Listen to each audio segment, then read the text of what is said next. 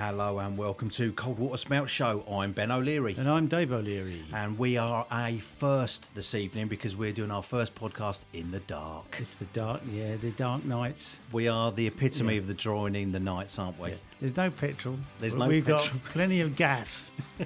Oh, that was good. What's coming up in the show? We got some music from our friend in Texas, Anson. We certainly have. What else we got? And then it's, back to school, of course. Back to school, yeah. And what people who used to visit us at school. And do you remember, when you were at school, did you have the Animal Man? Oh, yeah. We had an excellent Animal Man. I want to talk about this guy. Yeah, okay, that's good. And of course, with the summer now gone behind us, we've got the absence of wasps now, so that's good. So we can all drink Coca-Cola out in the street now, can't we, without being attacked? Yeah. That's all coming up on the show anyway. Okay, let's turn that down. Right, where were we? Now, the first thing we were going to say about was, I think, what's happened since last time. Not a great deal, has it? Because we've had the problems with petrol. Petrol, yeah. So we couldn't go anywhere in the UK because there was a false petrol crisis instigated by the media. Yeah.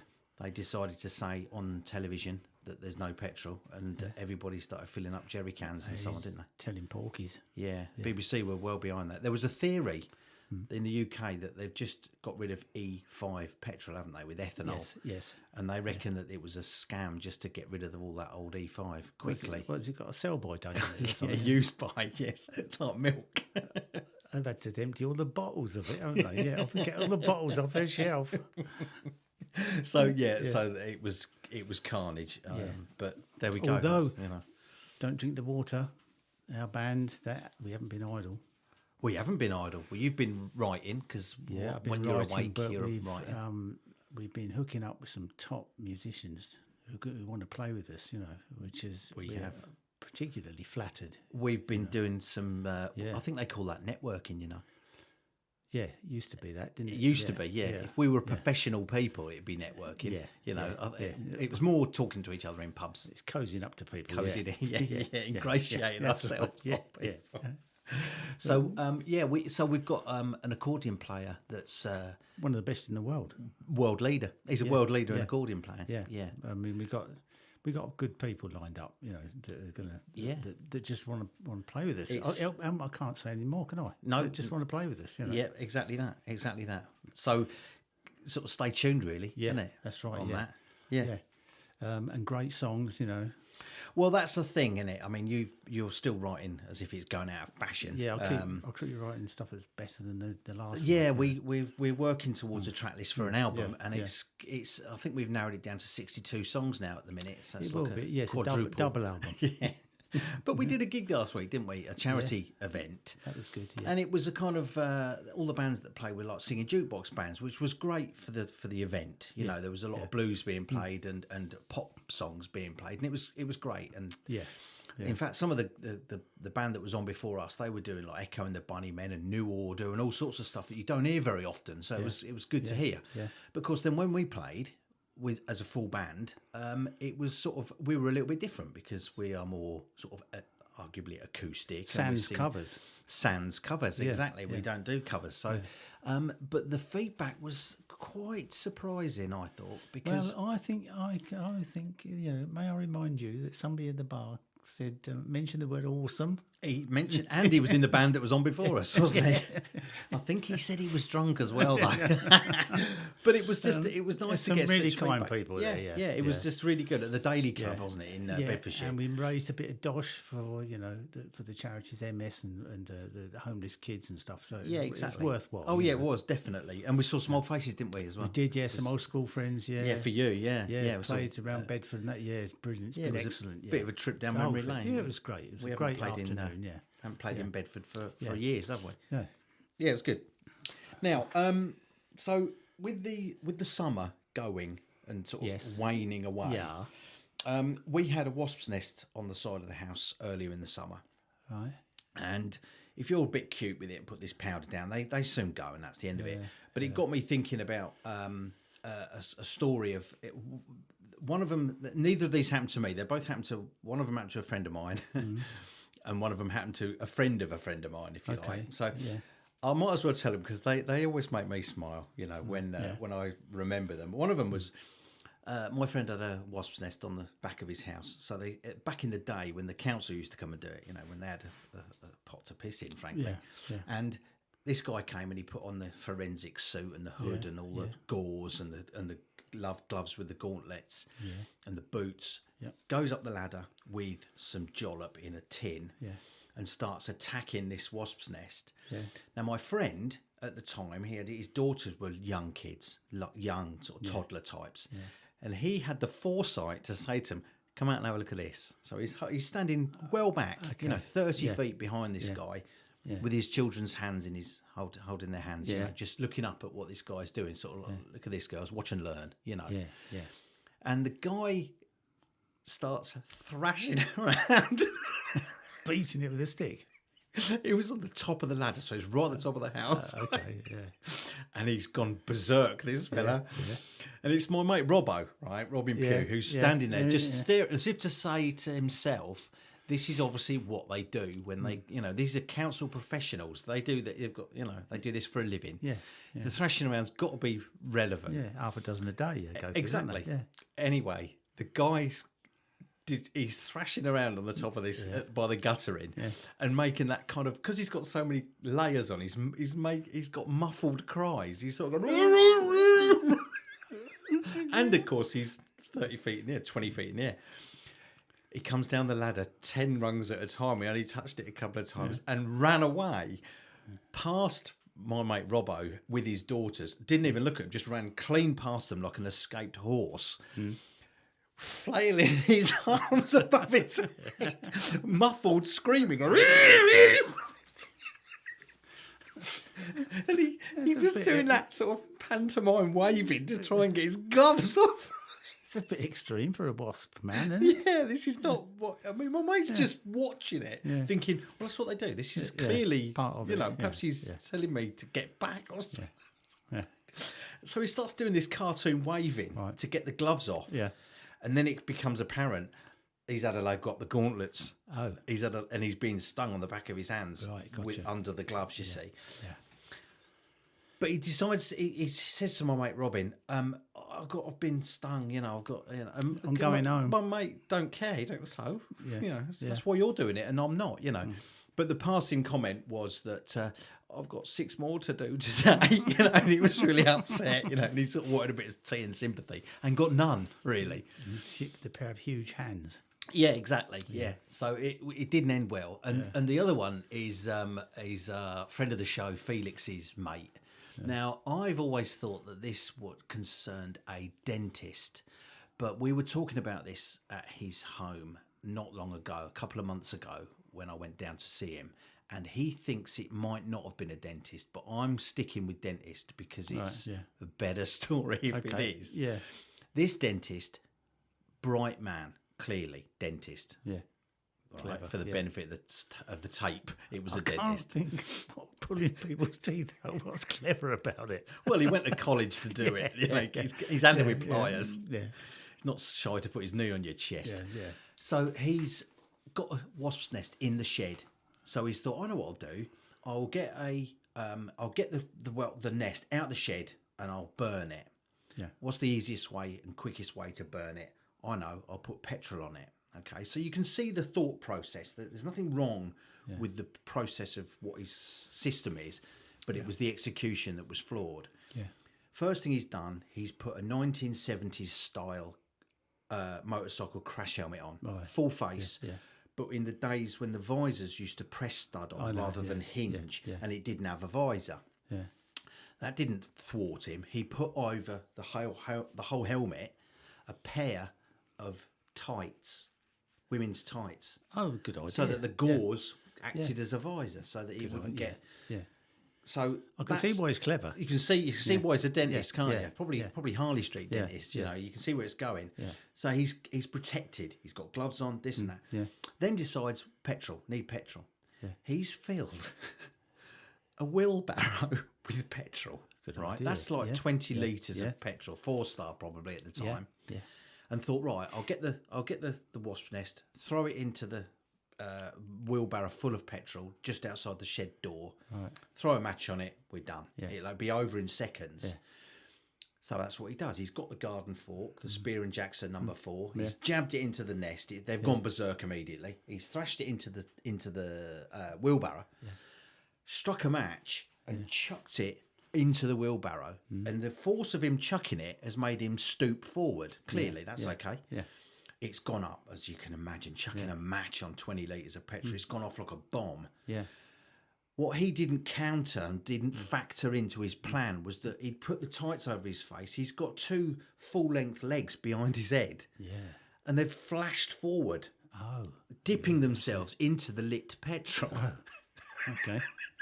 Sounds like a circus act. It does. It's like, don't try this at home, isn't it? Get on the pony. Exactly, with plates spinning and stuff like that. Yeah. And of course, it's completely evaporated its sides in a second. They've just gone from being completely working to completely gone, in a flash. And of course, he's been stung and hammered as well. But that story's 30 years old, and I'm still, if I wake up in the night, that's the story that comes to me in the dark. Bit of reassurance. Yeah. It makes me feel that I'm glad I looked after my teeth and don't have to go to the dentist very often. That's right. Yeah. Well, talking of wasps and animals and things like that, the animal man. Yes. Comes to you. He would be a visitor to the school, wouldn't he? Yeah. It would go up. They'd tell you a week in advance. Pets and stuff. Yeah. Well, there was a guy sometime. I'm sure you could get it on YouTube or something like that. There was a guy doing a thing on a television program with animals. Animal Magic. There was Johnny Morris. When I was a kid, with Terry Nutkins and stuff like that. Might have been him. He's the sort of bloke I thought, well, I'm going to put. If I've got my chance of being on the TV, I'm going to take quite a bit of stock with me, to make a bit of a go of it. Right. So he's got this set up. It looks like them pasting tables. He's got one of those, and then on it he's got a load of animals and bits of kit. Living animals? Yeah. A cage. Yeah. Okay. So he's got birds and fish. It's a fish in a tank. Right. How does he transport those? Anyway, cats. And cats. Oh, you'd be bloody pissed off if your animal man just came and bought a cat. He had a fish tank, and then he had there was a cockatoo there. Right. And he had a kitten on the table. It was crawling about. A tortoise. I think it was a tortoise. And I'm sure it was a rabbit. Right. And you sure this wasn't a magic act? No, and there was a puppy. Right. And there was a bird like a cockatiel, those sort of grey parrot things. Yeah. And a monkey, a little monkey. Loose. Now, Loose. Now, monkeys are like that. They're trouble, aren't they? They're naughty, aren't they? Yeah. So anyway, he's doing some stuff. I think it might have been a guinea pig or something like that. There's a sort of a tray with like straw and stuff in it, and all that sort of bedding bits type. and pieces. Yeah. Anyway, then but there's a dog in the studio as well. There's a dog running about around the table, a fully grown just dog, like a vagrant with animals. But anyway, while this is going on, he's talking about this is what it does. Of course, the puppy's gawping at the tortoise on the table, thinking, what could that be? And the tortoise don't like the dog gawping at it, so it sticks its head out, and the puppy grabs hold of the tortoise by the head. Because the puppy's sweating like a pig under the studio, and the tortoise is wiggling up, and he's sort of grabbing it and licking it, and of course then the puppy, as he's licking the tortoise grabs hold of his tongue. Yeah, they've got a really pointed top lip thing on them, haven't they? Yeah. And of course, the puppy's screeching like a siren. Police car. And he's trying to stop the rabbit jumping off the table. And the monkey's got a cockatiel by the head. And they're really spiteful, they monkeys. They kill for fun, monkeys do, Yes, there's chaos on the thing. The rabbits are jumping all over the place. The guinea pigs rolling around. And then he's got a kitten. He's decides he's going to show it to the dog What, to get his mind off the tortoise? because he thinks the dog's human. He's saying, "Have a look at this kitten." And the bloody dog's calling at him. And suddenly he goes for the kitten. He's talking to him, saying, "You mustn't do that. Don't bite the kitten." The monkey's got the shaking the cockatiel. Someone by now got in the fish tank. I think the kitten originally went in the fish tank.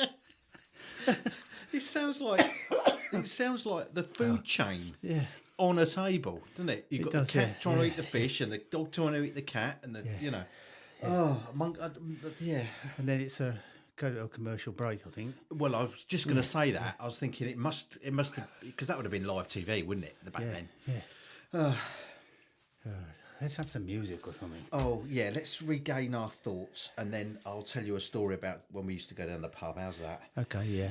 Okay, so our featured artist this month is Anson from Texas, and in a moment of downtime, he said to himself, "I'm going to put an EP together called Atascosa County," and Nice, yeah. in fact, he liked our Twitter account. You know, he liked we've got a Twitter account, which is the Cold Water Spout. Yeah.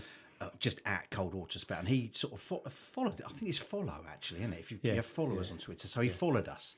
Good. So I reached out to him and said, "Oh, thanks for the follow. You know, if you want to be a featured artist," and his label came back, 301 Productions, also in Texas. Yeah. They were the ones that came back and said, "Right, here's a couple of songs. Good. Thanks very much. Yeah, go ahead." And we said, "Well, if you'd be kind enough to post something about it when we release the show, which is the one we're obviously clearly doing now, that'd be call it quits." Yeah. So I thought what I'd do is I've queued up The Storm by Cade, right, and it's kind of one man, one guitar, but nice, you know. So shall we'll have a little listen, shall we? Yeah, let's have a listen. Yeah.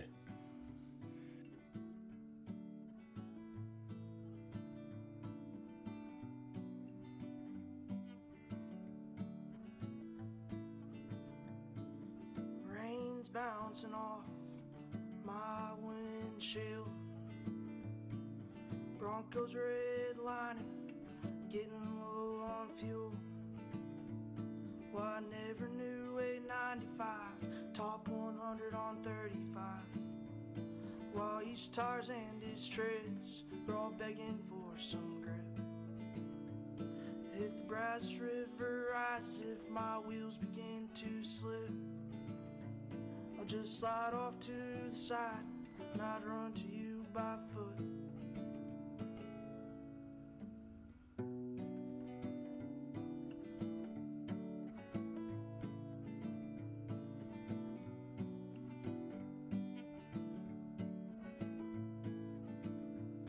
This rain may flood, sweep us down that river. Wind may take this house pillar by pillar, but up to now there's nothing I'd want to leave behind. So take all I can give, just leave her if she's mine.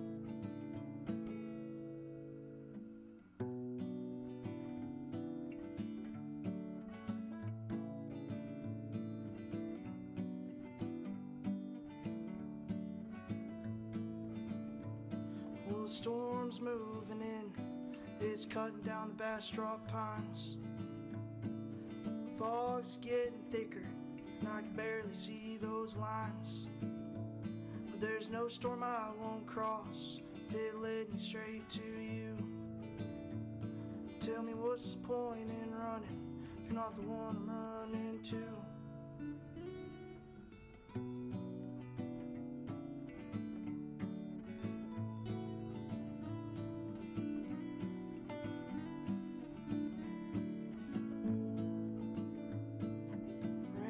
Bouncing off my windshield, Broncos redlining, getting low on fuel. And there we go. That was The Storm by Cade. What was it? Cade Anson. Yeah. I nearly called him. I nearly called him Cade Atacosa there, which is of course half of him. And I like it. Yeah, yeah, it's folky. Yeah, it's nice, isn't it? Yeah, It's got a nice sounding guitar. I don't know what it is, but it sounds really kind of mellow. Yeah, you know, it's back in the day stuff, isn't it? It got is kind of old school. It's got that front porch feel. Yeah. The Recorder King guitar type of sound. It's not a full big dreadnought sound. It's a kind of front porch. You know, it needs a creaking rocking chair under it, doesn't it? He does. So you can just get the. Well, I like guitar players that don't have guitar anger. You know, I've got it, so I've got to bash it. They don't want to beat the tune out of it. Yeah, you know? yeah, quite right. So that was nice. I think if we get time, we'll play another track of that. But yeah, if you want to find him, go to 301 Productions. That's the Cade's label, and you can probably find a link. I think we'll put a link on our Twitter feed as well, which is at Cold Water Spout. Yeah. And we'll go from there. But he's on Spotify and everything, as you can expect, all those sort of Deezer and Tidal and all those sort of things. That's Cade Anson, and that EP was Atacosa County. Nice one. Thanks, Cade. Brilliant, yeah. Now, David, you wanted to talk about the oldest living thing. Yeah, well, I came across this when I was reading about eels. Well, they've reared their heads before, haven't they? Yeah. With the future of transport. Yeah. It was about a clam. What? In a shell, one of them. Yeah. Yeah. Okay. Yeah. What about it? Well, it was a clam was dredged up in 2006. Yeah. And the reason how you age a clam is by counting like the ridges on it. So, what, the ridges on the shell? Yes. Yeah. Okay. Yeah. A bit like the rays in a log, you know, in a tree. Yeah. Well, this thing was born in 1499. They don't have to kill it to count them, though, do they? They just. Well. Okay. Yeah. Don't sound like it's going to end too well. This is 1499. Is a while ago, isn't it? Yeah. And I mean, you've got to remember that's when like Da Vinci was painting the Mona Lisa. Well, this was going on, you know. Trying to work he was out. a baby clam. Yeah, you know, but he was just starting out, you know. And I mean, Henry VIII was built, and Henry VII, something like that, sitting on the throne. One of them, anyway. Someone was. Anyway, they thought it was 405 years old. Okay. I mean, that's some age. Isn't that's that's I see. Because we're not really counting trees as living things, are we? You're talking about a creature rather than just a living thing. Living being, yeah. What country are we in at this time? We're in England now. Then. Well, they caught him in Iceland. In Iceland, right? Okay. But I don't know how he rocked up down here. You know. Oh, they found him in England. Well, he ended up in Bangor University. I think it's in Wales. Wales, yeah. Oh, no, is it? Yeah, that's where the Beatles went, isn't it? Yeah. Right. Okay. Ming, they called him. Ming the clam. Okay. Yeah. Because he was born like in the Ming dynasty. Yeah. You know. Yeah. I think there's some journalist on the Sunday Times called him Ming. Fair enough. Yeah. Fair enough. And of course he's. As far as clams go, he's probably got a lot to talk about. Hasn't he, I'm sure he's got many a story. Yeah. But when they finally got down to actually finding out how actually old he was 507 years old. Good God. Right. And that's all from this sort of the ridges on his shell, on his clam. Yeah. Jesus. But, of course, when they opened it to count the clams, they're not ridges, you said, didn't they? Count the ridges. Yeah. When they opened it to count them, they killed him. Yeah. What, they stuck the knife in to prise it open to have a look or something? I don't know. He just died. Well, they were counting them. If we had some sad violin music, we'd certainly have it now, wouldn't we? You know. Yeah. But according to the Sunday Times, the scientists pried open the clam and they killed it in the process. I bet they stuck a knife through it because you open them. Don't you shuck clams? I don't know. I think you do. I think the word shuck, and you can have clam shuckers. They should have got an expert in. Yeah, well, Just rather than some wretch with a machete, heavy-handed They bugger. never found out what sex it was. Well, they killed it. They couldn't ask it, could they? Well, I don't think there's anybody. I don't know whether they sex clams or not. I don't know. Maybe they do. They say the reproductive state was not recorded. No. But 570 years old. That's a good for a bus pass, isn't it? Yeah, definitely. It's the oldest living thing found on the earth. But so now there'll be a hunt for the second, well, the current longest living thing. Yeah, I'm willing to bet it's another clam. it could be. Yeah. It's his wife. So It'd be his wife. if anybody knows of another clam that's old like that, Yeah, and if the moral of the Let's know, tale is yeah, if be careful when you open it. yeah. But poor old Ming. Yeah, that's a shame. Is this all like just happened? They've just killed it, or is this something you've just learnt of? That's all. Well, it's 2006. They were okay, doing yeah, it, so yeah, it's yeah. This is it's not that long ago. No.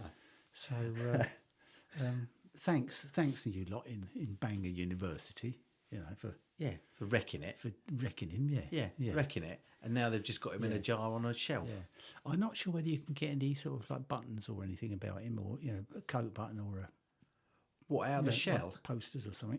Oh, I see. Remember, merch. mugs. Merch. Yeah. Clam merch. Ming the clam mug. Ming merch. Ming merch. Yeah. Yeah. So it's a sad tale. Oh, Well, I think, should we cheer ourselves up with a new, another, go on, a Don't Drink the Water song? Yeah. Because I've got something queued up here. I've got Down on the Hurricane here. All right, give it that. It's a remix, isn't And it? you've been playing around in the studio with it, yeah. so I think we should just Yeah. hit play and put the death of Ming behind us for 3 minutes, don't Let's you? play this in memory of Ming. This is it's for you, Ming. Yeah, it's you, mate. Joking.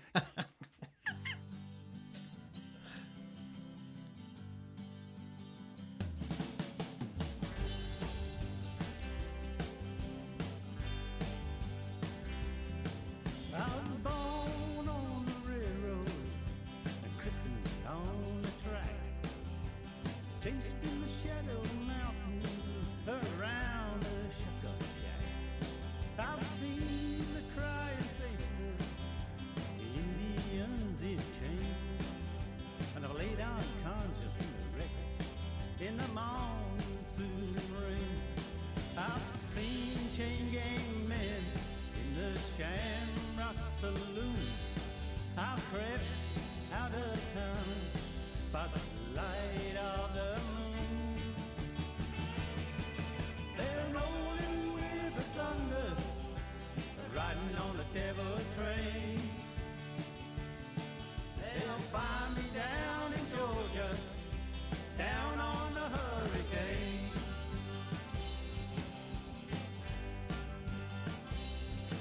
I can hear their boots creaking as they pound across the ground.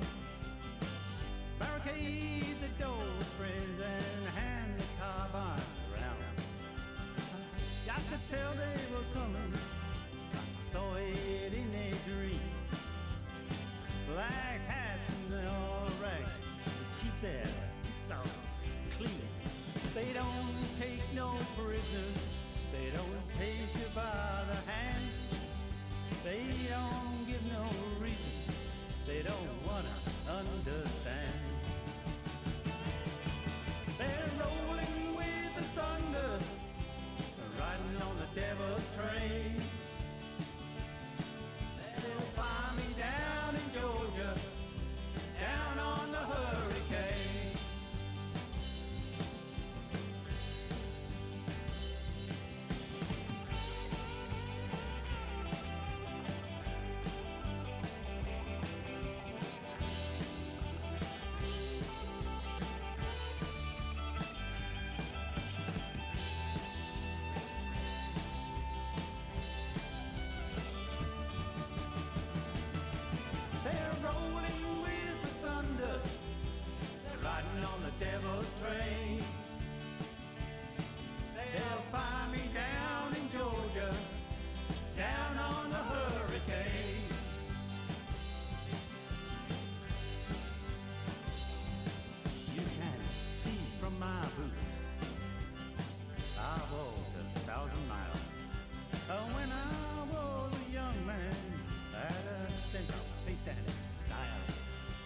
I'm sorry that I hurt you.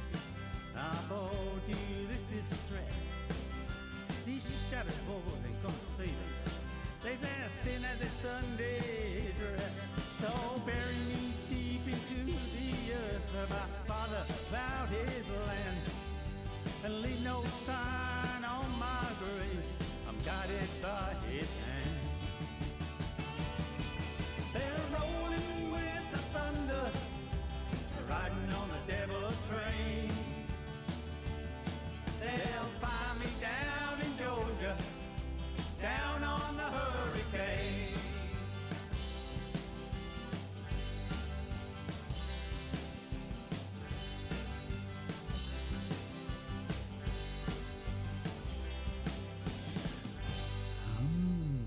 See there.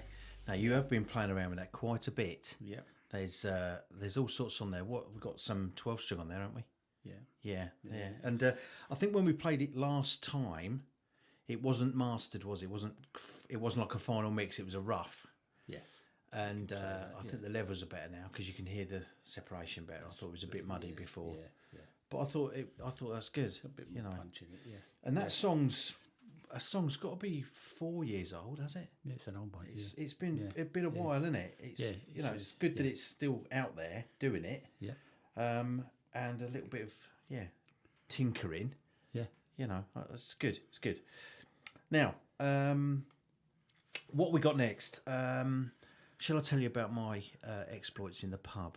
Yeah, do that. I mean, this is old school. This is, but years ago, growing up in this little tiny village that we grew up in Turvey in Bedfordshire, there was a pub called the Three Fishes, which is still there today. It was built in 1624, and it was the fee pub, where you paid your fare to go over the bridge. Yeah. It was a farthing a sheep. Yeah, something like that, wasn't it? Although I think you're talking about the 80s, really, aren't you? Yeah. And there was two bars, okay? So there was two ways to walk into it. There was like a front and a back. But over the years, they kind of locked one of the doors, so you only ever went in one door. Yeah. However, there was still a bar in the back. Now, depending on how old you are, you'll remember whether that bar used to be busy and used or like my age where it was kind of just derelict. The pumps weren't connected to anything and you could get behind the bar and it was just empty. It was just a shell. Yeah. But it was like a bloody youth club round about there for us. You could sneak a beer from the owner at the time. I mean, this would have been about 89, 90, something like that. Yeah. 1990. We'd get a beer, sneak round the back, and there'd be loads of us round there. There would be 15 of us. It was like a youth club, and there was video games and fruit machines, and it was just fantastic. Yeah. But what it also had round there, behind the bar, was the huge panel that you only ever see in pubs, those huge panels of light switches. I know. Yeah.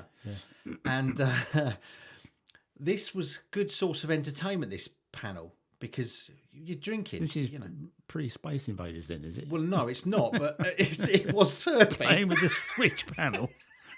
15 of us playing with it. Now, in those days, the pub toilets, the men's was outside, like a lot of them were, and that was what it was no different there. So these guys would walk down a corridor and then click this latch of a gate of a door, and out they go. Yeah. Of course, we had the lights to the toilet, right? Yes. In this derelict bar, this back bar, on this big panel, Yeah. So as pure entertainment, what we would do is, namely, this was Johnny O'Brien's forte. Right. Talk about rise to the top. Yeah. He made this prank his own. Okay. Right? Yeah. He would elect himself. I'll do it. I'll go. He'd go up to the toilets, which were only, several feet outside the pub, 20 feet outside the pub. Yeah. And he'd lock himself in the trap in the toilet.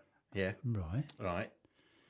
Yeah. And lay in wait for somebody from the front bar, i.e. a legal age drinking adult bloke, to come down the side of the pub there, the corridor, past us. Stranger. Stranger. We would see them go, wait for them to go up into the pub toilet. The door would shut behind them. We'd count to perhaps 10 and turn the lights off. God. Now, that in itself was pretty funny. I can see what's coming. But to add a bit of spice, now this is Johnny's all his own work. Okay. Right. Yeah.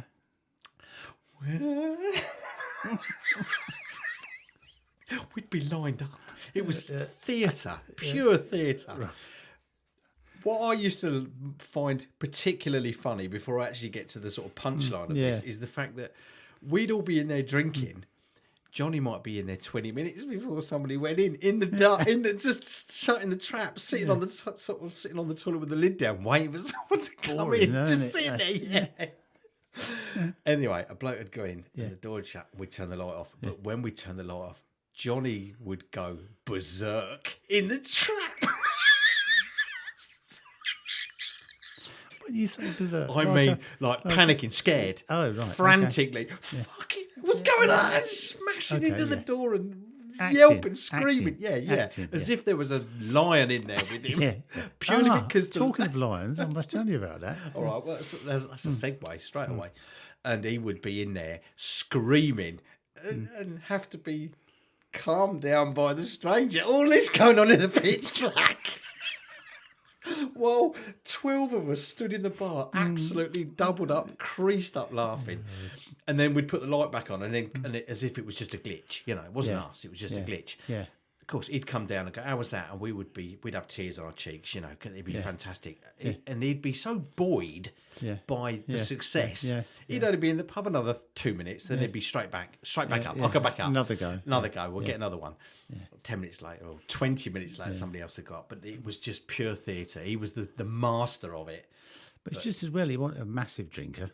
He didn't drink at all. I think he did afterwards. I think he drove him to it. I took the bottle with him. He'd drink pints of orange juice and that, but he'd take them up there with him, you know, because we didn't want him to sort of, get too thirsty. But Christ, it was funny. Talking about things going berserk in pubs, there's a friend of mine told me about the pub that he used to drink in, somewhere down in Ruislip. There was a bloke. This was when people used to have exotic pets. Yeah. And there was a bloke he said he came in our pub. We never seen him before. He walked in there and he said, I'll have a pint of whatever, you know, pint of bitter. Yeah.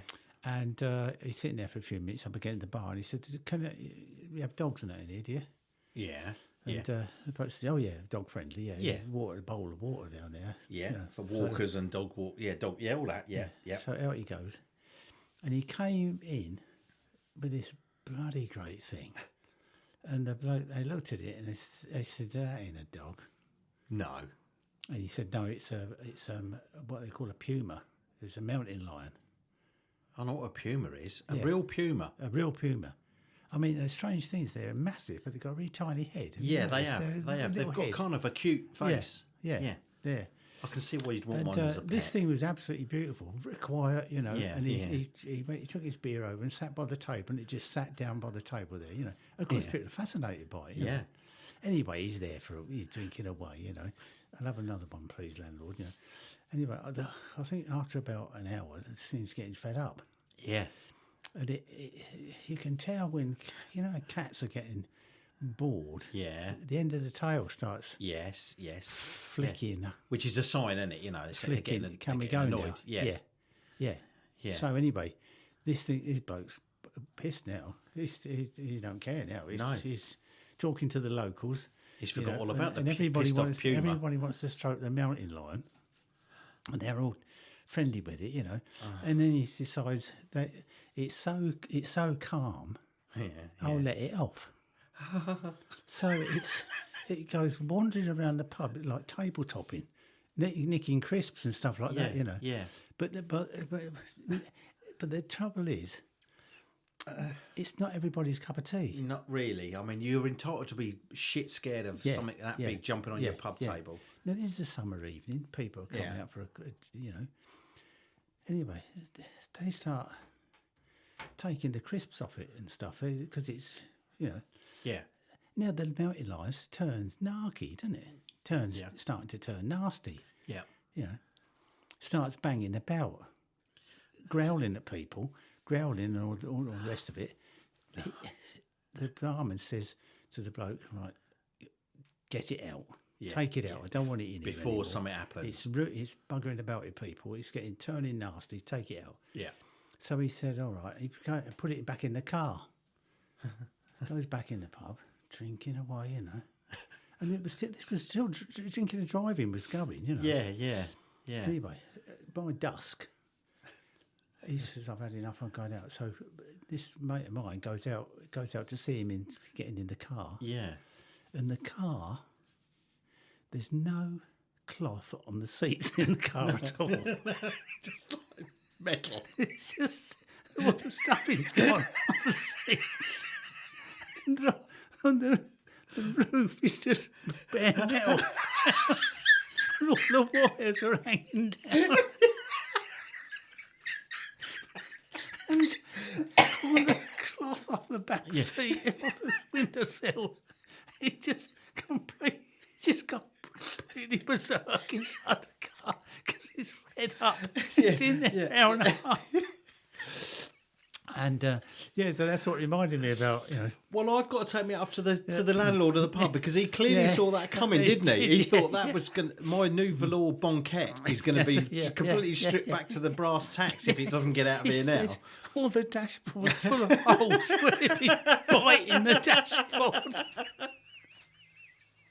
It's Triumph Toledo. The door panels were off. And the damn thing just sat on the wire springs of the back seat, just gawping at him when he came to open the door. He must have had a look on his face as if to say, I've finished now, I'm all right now. Oh, dear. Anyway, no, it was just a side. I was just talking about. Yeah, that. well, these things come up, don't you? Yeah. You know, and one story leads to another. Yeah. Well, I think we were never ahead, but we'll quit while we're ahead, shall we? Let's yeah. So thank you all for listening. Thanks to Ben Sound for the music at the start of the show. Thanks again for letting us feature Cade Anson. As I said, he's on 301 Productions if you want to find him. If you want to get in touch with the show, it's Twitter, it's Cold Water Spout. Instagram is DDTW Official, which is Don't Drink the Water Official, which is our band. You can email the show on Don't Drink the Water or ddtwmusic@gmail.com. And you've been absolute stars for listening to us rambling on again for another 40 minutes. And that's it, really. Stick with it. Stick with it. Keep the faith. And we'll see you next time. All the best. Bye now. Adios.